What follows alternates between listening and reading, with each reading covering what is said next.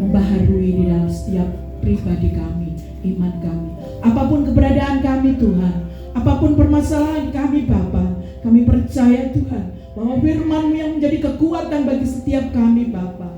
Terima kasih Tuhan Yesus, Engkau Allah yang sangat baik, Engkau Allah yang luar biasa bagi setiap kami Bapa. Terpujilah nama-Mu, biarlah kami boleh duduk diam mendengar kebenaran-Mu Tuhan. Terima kasih Bapa, hanya di dalam nama Tuhan Yesus kami menyerahkan firman Tuhan ini hanya ke dalam tangan-Mu. Haleluya. Kita sama-sama katakan amin.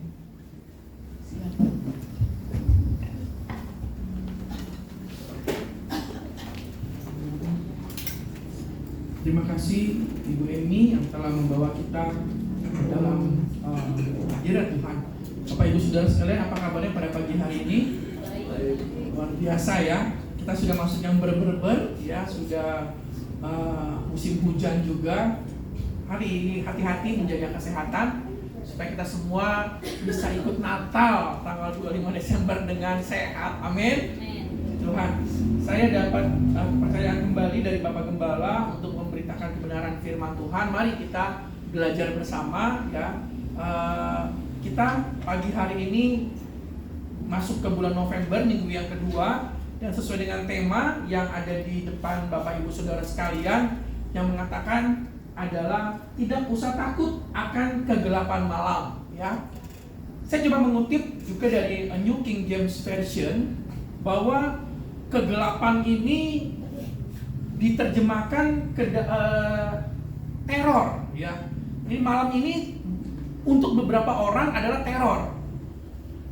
Bapak Ibu Saudara takut gelap? Kalau lewat kuburan bisa atau mati lampu gitu. Ya, karena ada satu kisah di dalam desa namanya Dusun Bondan. Ini di kampung air daerah Cilacap sana. Ini desa atau kampung ini hanya 7 km jaraknya dari kota, tapi tidak dapat listrik. Jadi gelap. Mereka sudah mengajukan, tapi memang jaraknya ini katanya kalau naik perahu aja 1,5 jam, naik perahu kecil ya. Dan baru tahun 2017 Pertamina melalui unit usaha di sana mendirikan namanya PLTH. Pernah dengar gak? Pembangkit listrik tenaga hibrida. Nah, itu menggunakan solar panel dan mulailah kampung Bondan ini dialiri listrik. Nah, kalau Bapak Ibu Saudara googling, baca itu agak terenyuh juga. Ibu-ibunya bilang, saya mulai bisa masak nasi pakai rice cooker katanya gitu ya. Kemudian mereka ini penghasil tambak. Ya, jadi kalau misalnya mereka sedang panen, itu dibeli sangat murah oleh tengkulak. Kenapa? Karena nggak punya freezer atau nggak bisa diolah, nggak ada listrik soalnya. Nah, waktu ada listrik ini mereka mulai mengolah dan harganya katanya dari cuma 11.000 per kilo seafood, murah banget ya. Itu bisa dijual 30.000 ya, karena diolah dan ada freezer. Ya. Jadi ini salah satu contoh yang dekat sekali. Cilacap itu dekat sekali loh sama kita di Nusa Kambangan sana. Itu ada yang baru tahun 2017 dapat listrik. Ya. Nah, dan banyak cerita mereka waktu anak-anak belajar tuh susah. Pakai lampu penerangan, pakai minyak atau pakai lilin. Jadi hidupnya terasa tidak nyaman ya. Meskipun zaman dulu mungkin belum ada listrik juga oke aja ya. Tapi karena misalnya saat ini sudah berubah, dan dusun ini merasa mereka setelah ada listrik hilang dari kegelapan. Tapi ini mungkin masih dunia peradaban. Saya ada satu artikel lagi tahun 536 ya, belum ada yang lahir di sini ya, tahun 536 ya, itu abad pertama pernah terjadi yang namanya kegelapan total ya. Itu dikatakan adalah salah satu periode terburuk bagi makhluk hidup. Kenapa? Para ahli melakukan riset, ditemukan pada waktu itu kemungkinan terjadi namanya vulkano, gunung berapi meletus. Itu kegelapan melingkupi bumi selama 18 bulan. Bapak Ibu kebayang? Langit pekat sekali karena memang penuh dengan abu vulkanik selama 18 bulan. Nggak kebayang waktu itu orang seperti apa ya. Waktu itu sudah ada peradaban, ingat 536 itu artinya 500 tahun setelah Tuhan Yesus lahir. Sudah ada peradaban, sudah ada kerajaan, sudah ada kehidupan, dan selama 18 tahun ada dalam kegelapan. Ya. Pagi hari ini saya ingin mengambil temanya dari kegelapan yang tadi di tema kita ini, ya, dan merujuk kepada kitab Yesaya. Ya, pagi hari ini, kalau bulan lalu, kalau Bapak Ibu Saudara ingat, kita belajar kitab apa?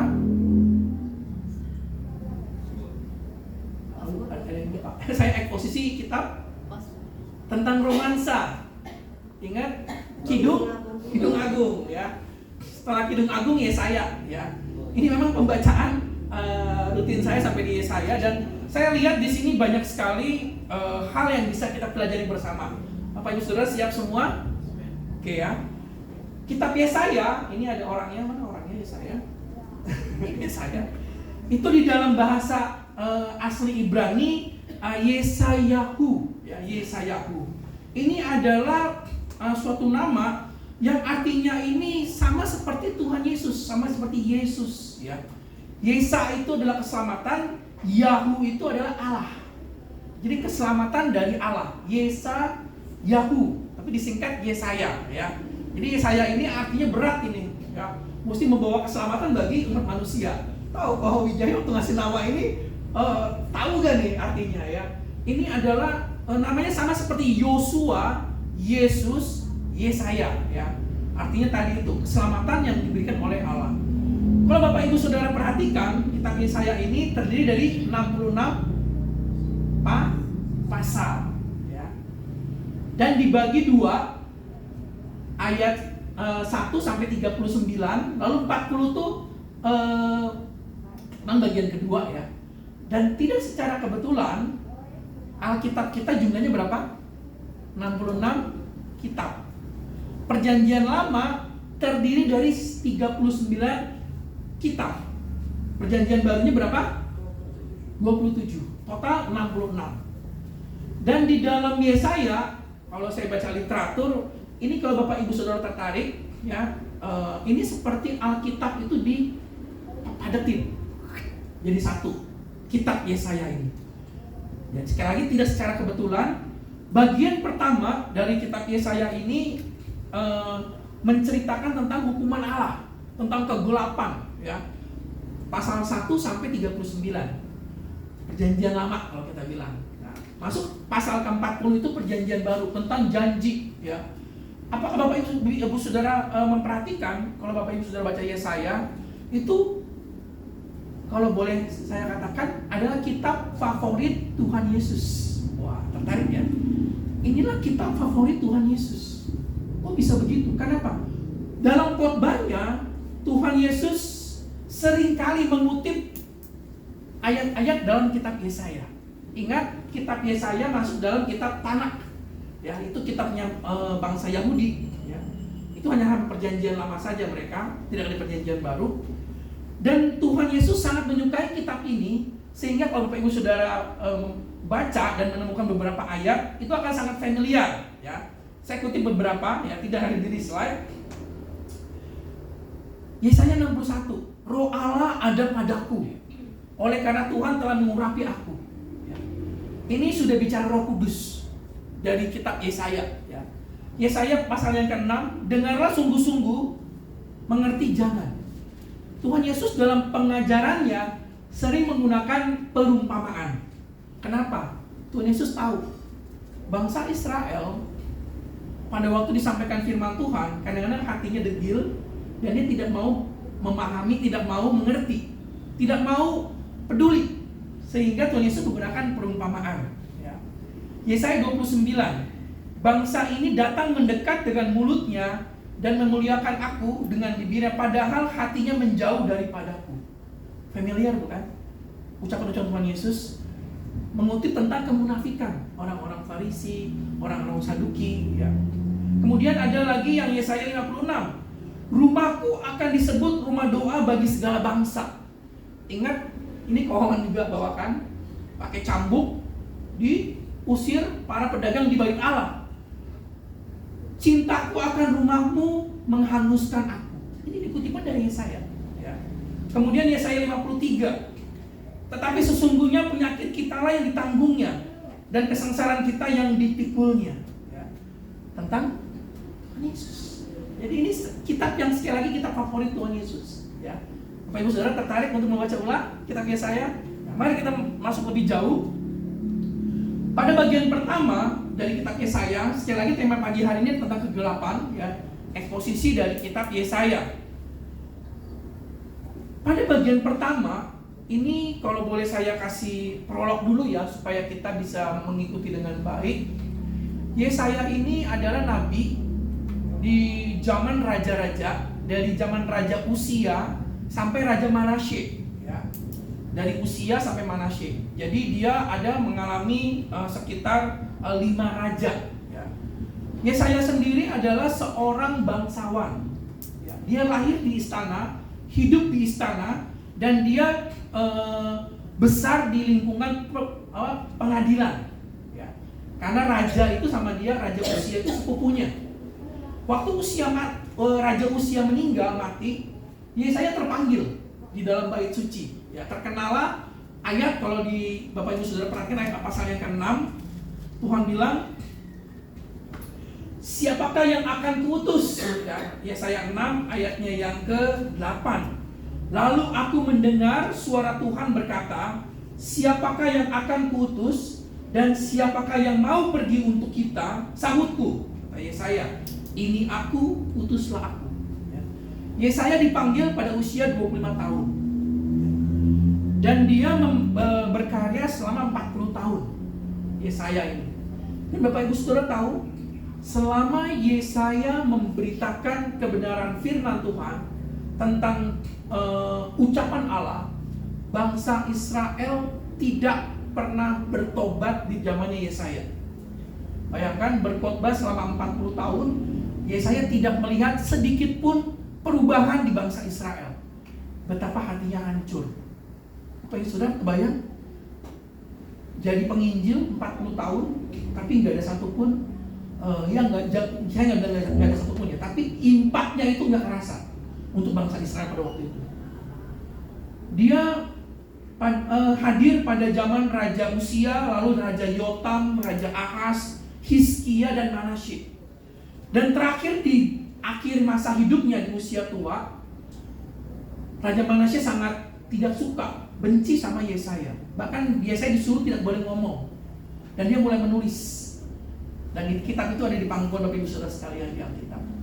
Dan Bapak Ibu Saudara tahu akhir dari nasib Yesaya?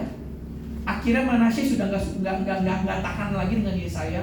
Dia suruh ambil kayu yang tengahnya lubang, dimasukin ke dalam tubuhnya, masuk ke dalam kayu itu, lalu dibentangkan dan digergaji besar, dibelah dua.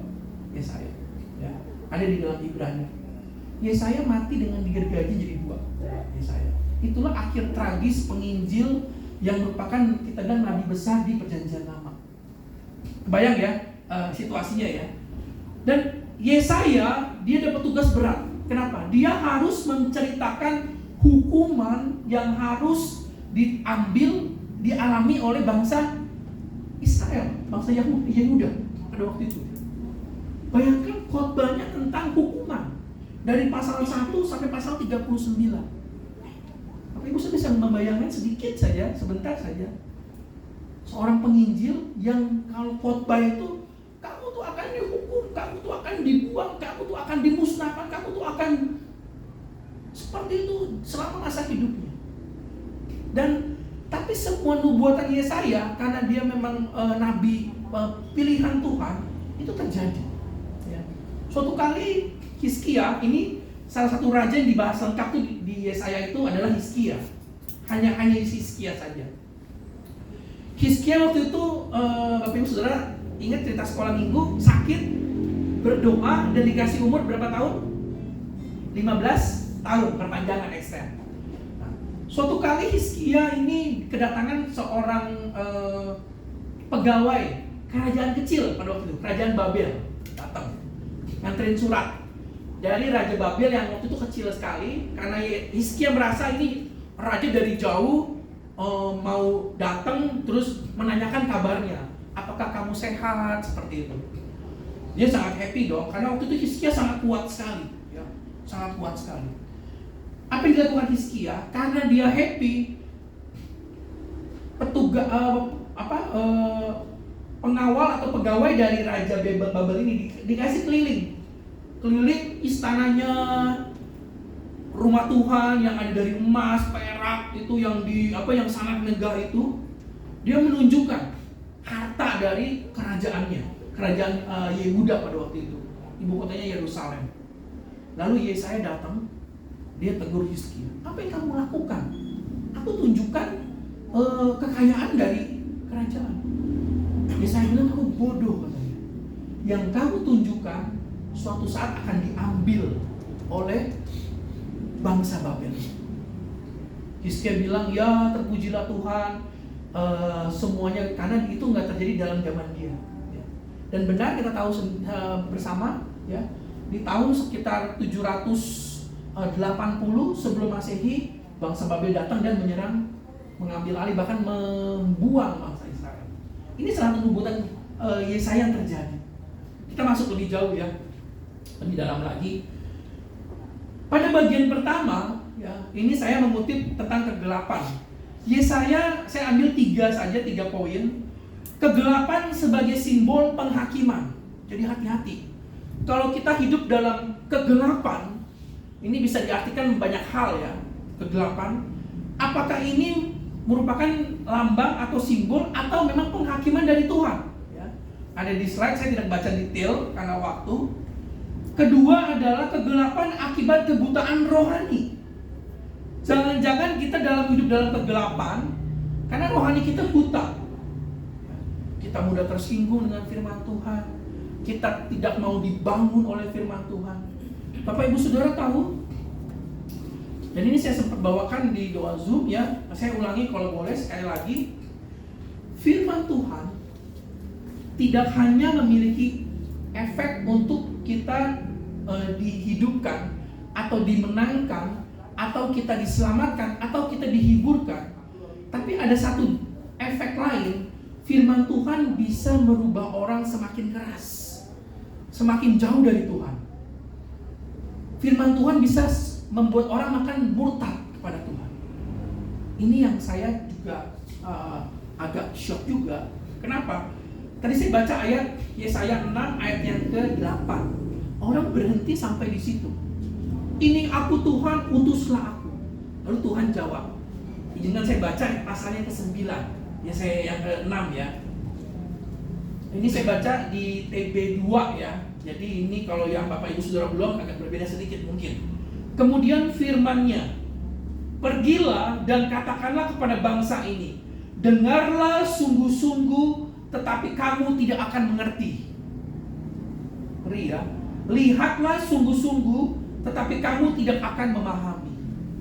Ini firman Tuhan. Waktu Yesaya memberitakan kebenaran firman Tuhan, Tuhan bilang, Yesaya, kamu akan menyampaikan banyak hal, tapi nggak akan dimengerti oleh bangsamu. Kamu akan menunjukkan banyak hal, tapi tidak akan dipahami oleh bangsamu. Jadi ini sekali lagi suatu warning, peringatan buat kita. Banyak orang yang sudah berpuluh-puluh tahun ikut Tuhan, akhirnya meninggalkan Tuhan. Entah kecewa karena kehidupan, entah kecewa karena Tuhan, yang walaupun gak punya hak kita kecewa sama Tuhan, atau kecewa dengan keluarga, atau dengan kecewa dengan hal lainnya, meninggalkan Tuhan. Itu terjadi sesuai dengan firman Tuhan. Ada orang yang dengar firman Tuhan, kadang Tuhan, entah Tuhan ini sikap hatinya, malah keraskan hatinya. Dan jangan heran, itu akan terjadi. Yang ketiga, kegelapan sebagai dosa dan pemberontakan. Ini udah jelas semua. Kisah bangsa Israel, ya. Saya punya peta, ya. Ini agak menarik. Ini masuk lebih dalam lagi, ya. Kalau nanti Bapak Ibu Saudara baca Yesaya, ini tolong diingat-ingat supaya lebih nancep gitu loh pembacaannya.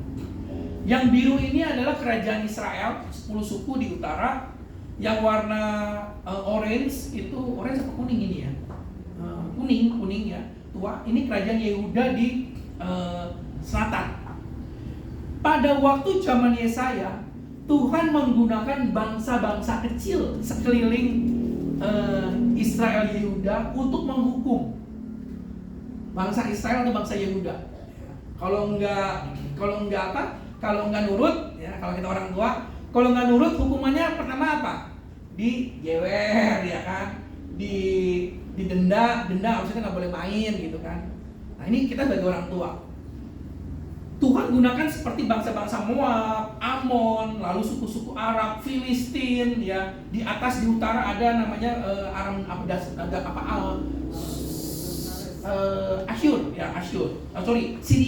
Syria. Ada bangsa-bangsa kecil sekeliling dari bangsa Israel Yehuda yang Tuhan gunakan untuk menghukum bangsa-bangsa kecil. Tapi eskalasinya naik pada waktu bangsa Israel tidak pun mau mendengarkannya. Tuhan gunakan bangsa-bangsa yang lebih besar. Bangsa apa? Di atas ada Asyur. Tahu Asyur adalah yang menyerang suku, membuang dan sampai sekarang tidak kembali lagi. Dan ada bangsa Babilonia, ya. Rajanya Nebukadnezar, zamannya Daniel itu, yang menyerang bangsa Yehuda dan membuangnya selama 70 tahun. Ya. Jadi ini waktu kita membaca Perjanjian Lama, sekali lagi kita bukan baca sejarah. Kita mempelajari sikap Tuhan dalam kehidupan kita. Bisa katakan amin? Tuhan gunakan hal yang kecil dulu nih. Sulam udah mulai nyimpang ke kiri ya. Tuhan ingatkan masalah datang. Ingat firman Tuhan, saya selalu ingat firman Tuhan ini. Barang siapa yang kukasih akan kuhajar dan kubah. Ini saya selalu pegang. Ya. Tuhan tidak mencobai kita, Tuhan menguji kita. Ya. Yang kecil-kecil dulu, ya, udah mulai nyimpang nih. Si Sulam Badung, makin jauh jalannya, nyimpangnya. Tuhan kasih yang bisa lebih besar. Apa kayak begitu rumusnya? Ya belum tentu. Tapi itulah yang terjadi di bangsa ini. Baik Israel dan baik Yehuda. Dan ada satu hal yang menarik lagi, fakta berikutnya di slide berikutnya. Saya ada catat, ini saya coba rangkumkan ya. Saya banyak belajar dari hamba Tuhan David Powson ya. Beliau banyak membedah Alkitab ya tentang sejarah dan saya banyak belajar di sana. Bapak Ibu Saudara perhatikan, ini adalah tabel raja-raja di zaman Yesaya. Paling atas adalah Raja Uzia, 52 tahun memerintah, lalu ada Yotam selama 19 tahun dan seterusnya. Pada waktu raja ini bersikap baik artinya tuh dia datang kepada Tuhan, tidak menyembah berhala misalnya. Negara-negara kecil yang tadi saya sebutkan itu yang di sekelilingnya itu menyerang, itu pasti menang. Ya. Contoh Uzia. Pada waktu kelakuannya baik, maaf ya saya kata kelakuan baik, itu ada Filistin dan Arab menyerang dan dia menang. Tapi di akhir pemerintahan Raja Uzia, dia mulai menjauh dari Tuhan. Ya. Bapak Ibu sudah bisa baca nanti di Raja-Raja. Dan pada waktu Asyur menyerang, dia kalah. Ya. Yotam raja yang baik, diserang Amon, diserang Israel, perang saudara maksudnya, Syria, dia selalu menang. Ahaz ini raja yang sangat jahat banget. Ya. Jahat banget Ahaz ini. Waktu Edom menyerang, Filistin menyerang, Asyur menyerang, dia kalah. Hizkia raja yang baik. Waktu Filistin menyerang, Asyur menyerang, bahkan membuat aliansi dengan Mesir yang besar. Diserang, dan dia menang. Ada satu kisah tentang Raja Asyur, Raja Sanherib yang diceritakan di Yesaya. Itu Hizkia dikepung 185.000. Banyak apa sedikit ya? 185.000. GBK-nya kalau kumpul semua itu paling 50-60.000 orang. Ya. Sampai nggak ya? Sampai nggak? Nggak sampai juga kayaknya. GBK tuh kalau ngumpul banyak itu tuh puluhan ribu lah. Ribuan mungkin ya. Tapi ini 180.000 orang. Hizkia terkepung. Yesaya bilang jangan takut. Bukan engkau yang berperang, tapi Tuhan yang berperang dengan engkau. Dan suatu malam malaikat turun menghabiskan seluruh tentara Asyur.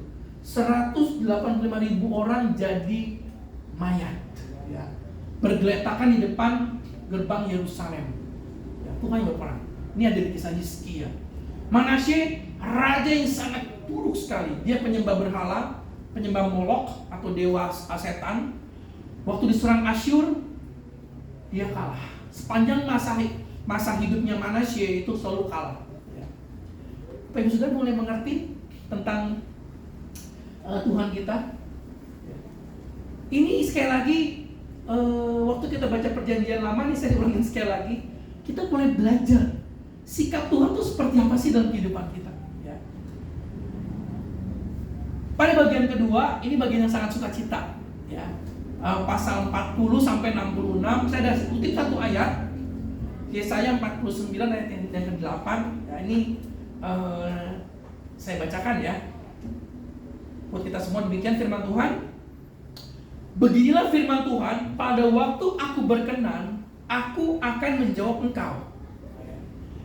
Dan pada hari aku menyelamatkan, aku akan menolong engkau. Aku telah membentuk dan memberi engkau menjadi perjanjian bagi umat manusia, untuk membangunkan bumi kembali dan untuk membagikan tanah pusaka yang sudah sunyi sepi. 9, ini yang saya suka. Untuk mengatakan kepada orang-orang yang terkurung, keluarlah. Kepada orang-orang yang ada dalam gelap, tampillah. Di sepanjang jalan mereka seperti domba yang tidak pernah kekurangan rumput. Dan di segala bukit gundul pun tersedia rumput bagi mereka. Luar biasa. 10. Dan mereka tidak menjadi lapar atau haus. Angin hangat dan terik matahari tidak akan menimpa mereka. Baca bareng-bareng yuk. Sebab penyayang mereka akan memimpin mereka dan akan menuntun mereka ke dekat sumber-sumber air. Bisa katakan amin? Bagian kedua Yesaya berisi tentang penyelamatan pemulihan Sion. Disinilah kita banyak mengutip tentang Natal. Seorang anak telah lahir, diberikan nama Immanuel di sana. Temukan di bagian kedua tentang pembebasan, tentang keselamatan, tentang janji Tuhan yang baru. Ya. Bapak Ibu Saudara sekalian, pada pagi hari ini saya tidak akan berbicara panjang lebar. Kadang kegelapan datang, tapi pesannya adalah jangan takut. Ya.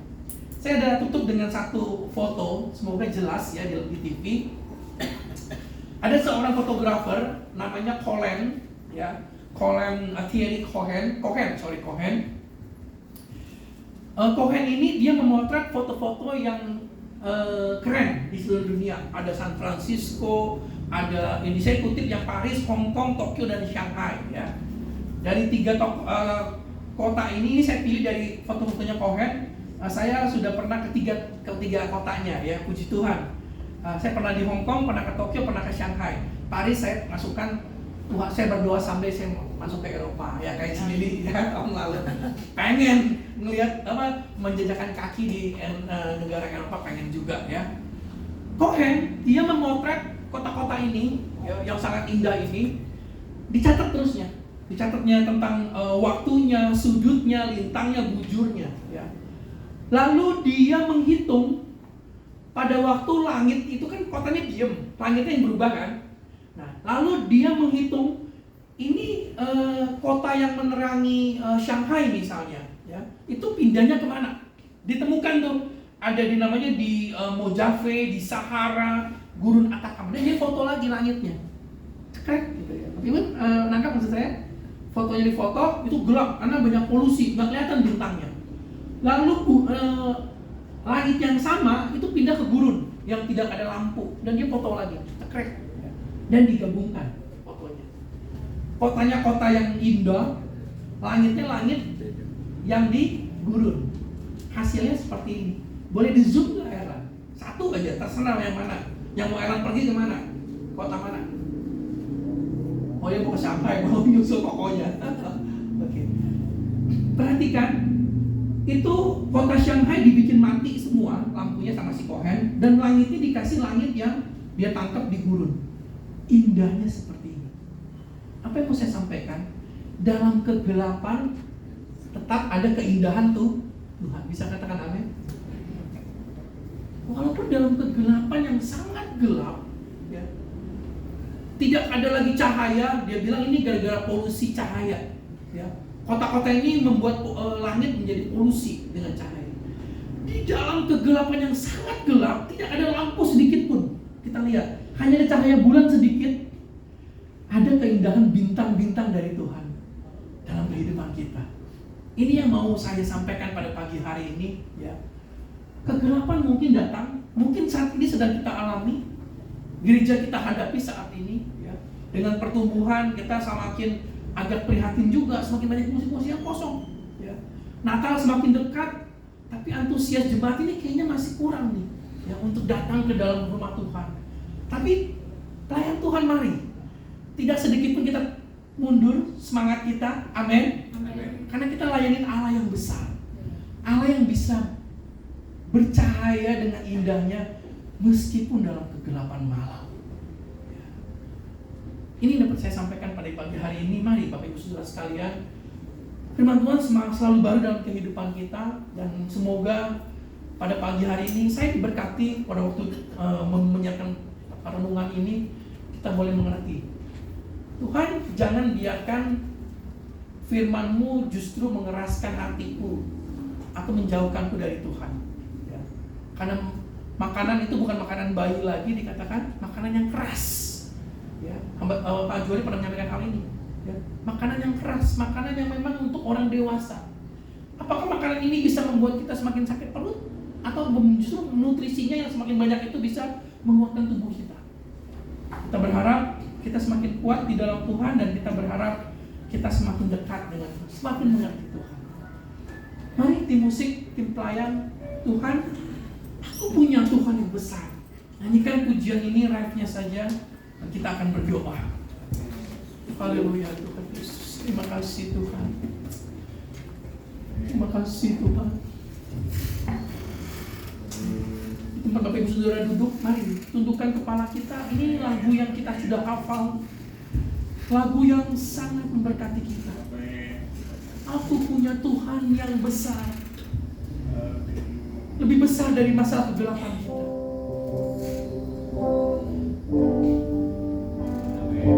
Aku punya Tuhan yang besar, yang tak berjanji dan sanggup menggenapi imanku, bersepakat percaya kuasanya.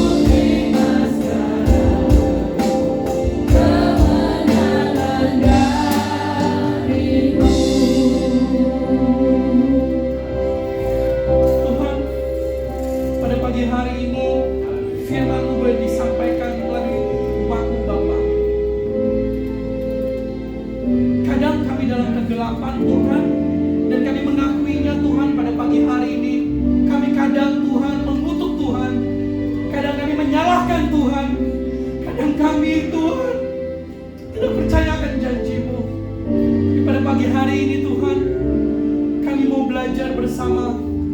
Kami mau mengatakan kepada Engkau Tuhan, bahkan dalam kegelapan rencana-Mu indah buat kami semua. Terima kasih Tuhan Yesus, terima kasih. Ajar kami, kuatkan kami Tuhan. Jadikan kami sebagai pelaku firman-Mu, tidak hanya sebagai pendengar saja. Inilah umat-Mu Tuhan, kami serahkan segenap hidup kami ke dalam tangan-Mu Tuhan. Dan kami sambut kebenaran firman-Mu, memeteraikan dalam hati kami. Di dalam nama Tuhan Yesus Kristus, kita yang percaya dan yakin kebenaran firman-Mu Tuhan, berkata bersama, katakan amin. Saya sadar pada Ibu.